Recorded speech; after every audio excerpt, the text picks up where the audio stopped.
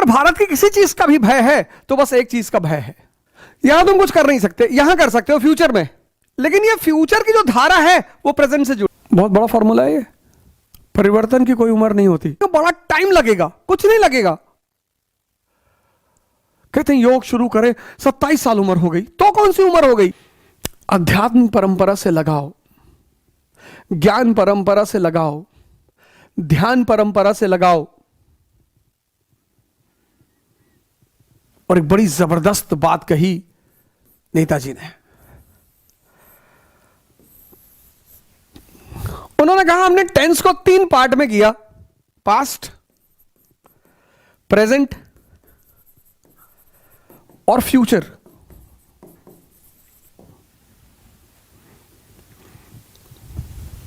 बड़ी प्यारी बात। ग्रामर से अध्यात्म को जोड़ दिया। English grammar, past. आप यहां से सिर्फ सीख सकते हो, उस पर सोच नहीं सकते, सिर्फ सीख सकते हो, सिर्फ उसको बदल नहीं सकते, उस पर रो नहीं सकते।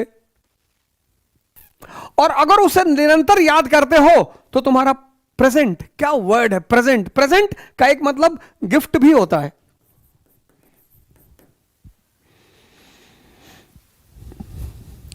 कितना मैंने उसे प्रेजेंट दिया, तुम बर्थडे में मुझे क्या प्रेजेंट दोगे? प्रेजेंट का मतलब गिफ्ट। सुभाष चंद्र बोस का कहना है कि जिसने प्रेजेंट में जीना सीख लिया उसका फ्यूचर महान हो गया। यहां तुम कुछ कर नहीं सकते, यहां कर सकते हो। यहां तुम कुछ कर नहीं सकते, यहां कर सकते हो फ्यूचर में, लेकिन ये फ्यूचर की जो धारा है वो प्रेजेंट से जुड़ी हुई है।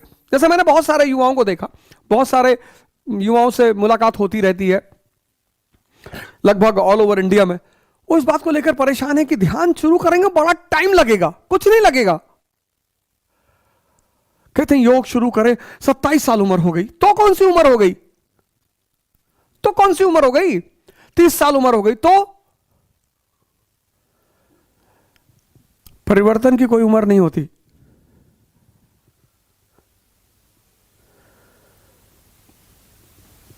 परिवर्तन की कोई उम्र नहीं होती। और पूरा जीवन तुम्हारा मन पर चलता है। पूरा मन को बाहर कर दो, जीवन खत्म। तुम्हारा पूरा जीवन लाइफ का एक एक पल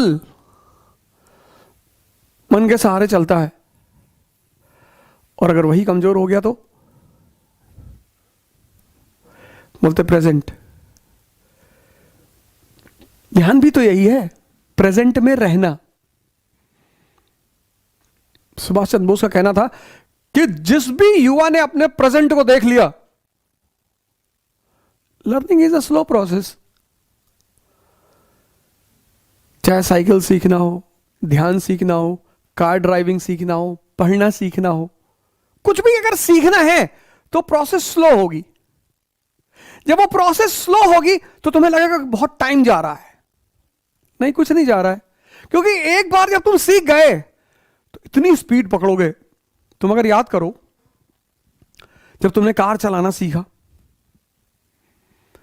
20 की स्पीड, 25 की स्पीड, 30 की स्पीड, 40 की स्पीड, और वही कार जब तुम्हें मौका मिला तो तुम 100 की स्पीड, 120 की स्पीड, 140 की speed. Learning is a slow process. ये बहुत बड़ा फॉर्मूला है। Learning is a slow process, but once you learn, एक बार तुम सीख गए तो कितनी भी गति दे दो,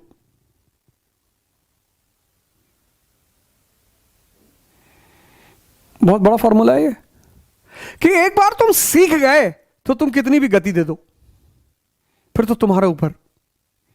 एक बार तुम्हारा मन तुम्हारे बस में है तो तुम 10 घंटे पढ़ो, 15 पढ़ो, पर अगर वो तुम्हारे बस में नहीं है तो 1 घंटा पढ़ना मुश्किल है। उस मन को बस में करने में जितना समय लगेगा बस वही समय है। Learning is a slow process, but once you learn, सीखना एक धीमी प्रक्रिया है।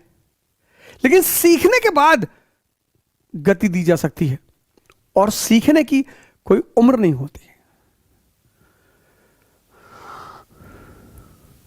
सुभाष चंद्र बोस ने कहा कि भारत की आध्यात्मिक परंपरा में ही भारत का भविष्य छुपा हुआ है। क्या बात है।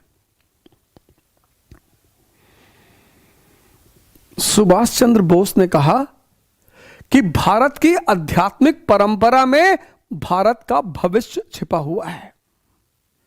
The future of India lies in the spiritual background of India. वो स्पिरिचुअल बैकग्राउंड भागना नहीं सिखाता, छोड़ना नहीं सिखाता, अपलिफ्टमेंट सिखाता है।